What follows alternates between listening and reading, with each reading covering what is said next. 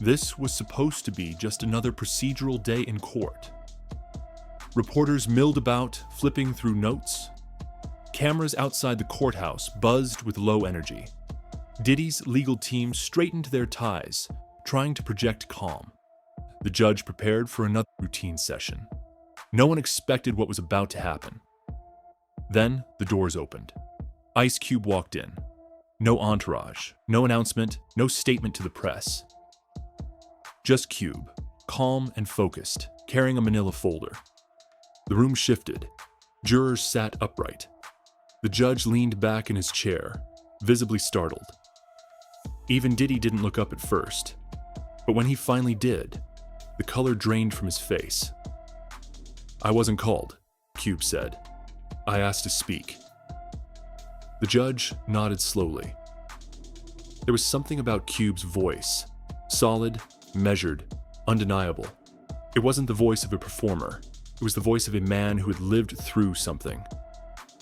This wasn't performance. This was testimony. "Some of y'all didn't realize I'm not part of the club," he said. And that's what pissed them off. Silence fell. Cube didn't speak as a rapper or an actor. He spoke as someone who had stood on the edges of power and seen what lies behind the curtain. He wasn't there to entertain. He was there to expose. He spoke about the club, the one no one names but everyone in the industry knows. The gatekeepers, the handlers, the insiders who make the decisions behind the scenes, far from the cameras and the red carpets. "They don't want you in because they like you," he said. "They want you in so they can control you. And when you say no, that's when it starts."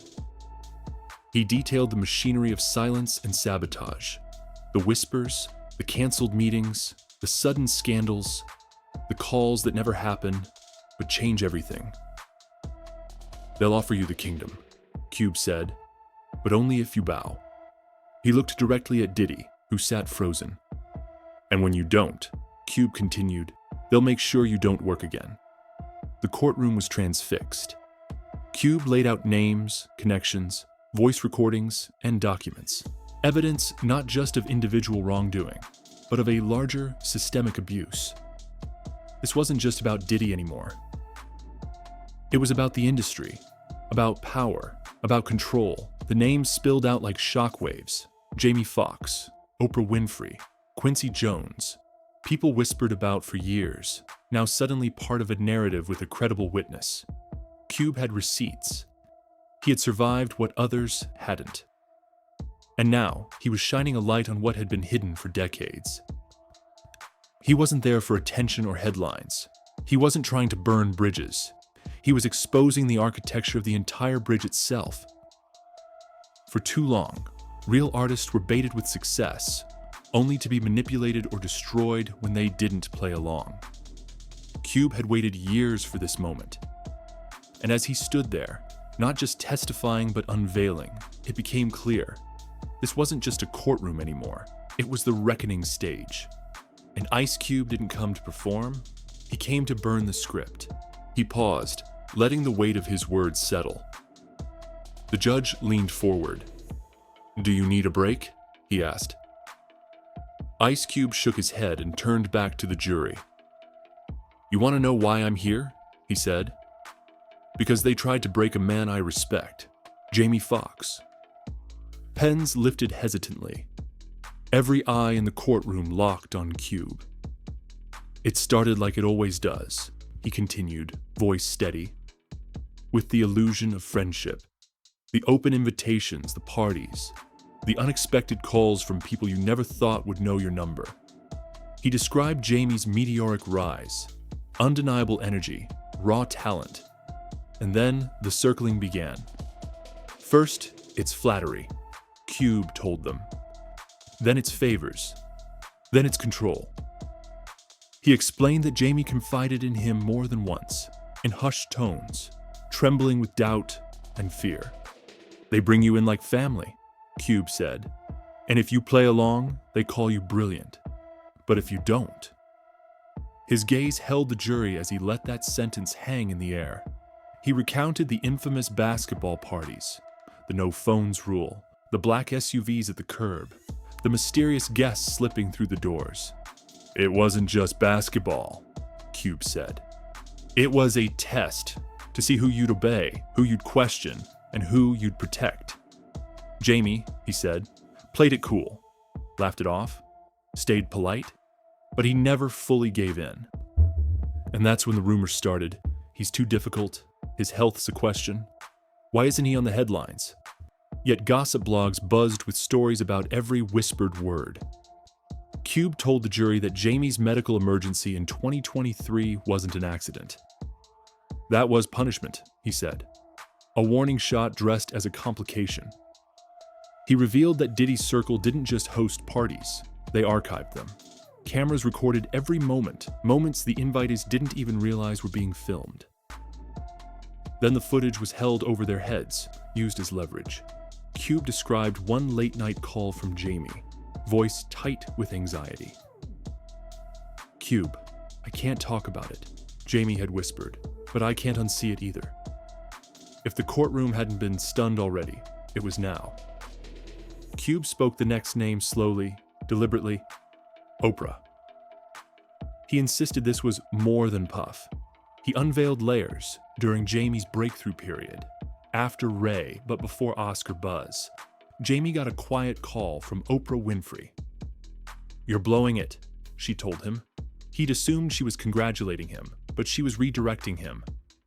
She said he needed help and introduced him to someone who could provide it. That someone was Quincy Jones, Cube said. "You all know who Quincy is," he added, barely needing to elaborate. A shadow figure celebrated on the surface, but pulling strings behind the scenes.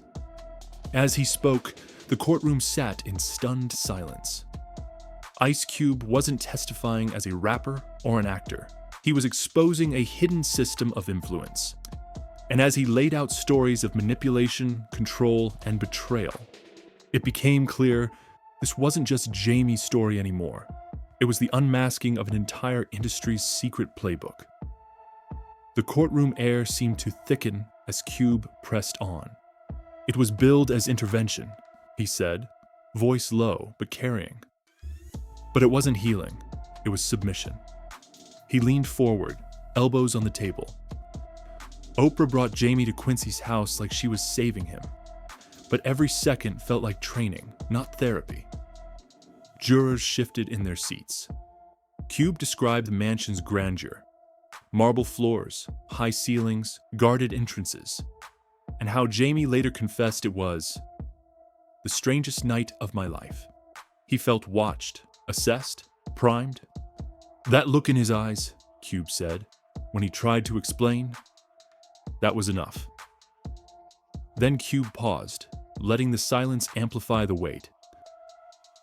Oprah called it responsibility. Quincy called it legacy. But all they were really giving him was a leash. He watched as the judge scribbled notes. After that meeting, Cube continued, Jamie didn't change because he wanted to. He changed because he had to. He recounted Jamie's words. Cube, the only way to stay alive in this game is to pretend. And how Jamie pretended for years. Cube's tone hardened. But now, he intoned, nobody's pretending anymore. Now, he said, it was time to talk about Quincy Jones. He let the name hang between them. He's more than a producer in this town, Cube told the jury. He's a godfather. Not a sound stirred. Cube looked to the judge. This isn't gossip. It's truth, and it needs to be on record. He unfolded decades of whispered lore. Quincy's name, revered publicly, feared privately. He recounted how Quincy earned that fear, not through contracts, but through soul trades. These weren't business deals. They were pacts of control, unspoken but ironclad. Cube explained that Jamie's meeting in that mansion was no coincidence. It wasn't advice, he stressed. It was instruction. According to Cube, Oprah's handoff to Quincy passed Jamie from one set of handlers to another. The courtroom was silent enough to hear Cube's pen tapping against his notes. Quincy presented it as mentorship. Cube said, voice flat, But Jamie knew better. He felt processed, like raw material, not royalty. He looked each juror in the eye as he testified that he'd heard similar stories from other artists. Men who vanished from the spotlight, whose public personas were rewritten overnight, whose breakdowns were erased and hidden. Quincy's method, Cube said, was charm. But his message was the same as Diddy's. Do what you're told, or you'll never work again. Then Cube dropped the final layer. I've seen the photos, he said quietly. Private pictures passed around for years, shots that weren't supposed to exist. Quincy's in the background, smiling, but the people in those photos weren't. He paused. I can't confirm everything I've heard, but I can confirm this. Quincy isn't just a mentor, he's a middleman, and the people he answers to, we still don't have names for them. Cube straightened in his chair. And now, he said, voice tinged with urgency, I want to talk about how they keep you quiet. He turned to the prosecution table. It's not just fear, it's blackmail. Diddy's power doesn't come from his money alone. It comes from what he holds. The tapes, the footage, the secrets collected from parties, studios, private jets, hotel rooms, all cataloged, organized, saved.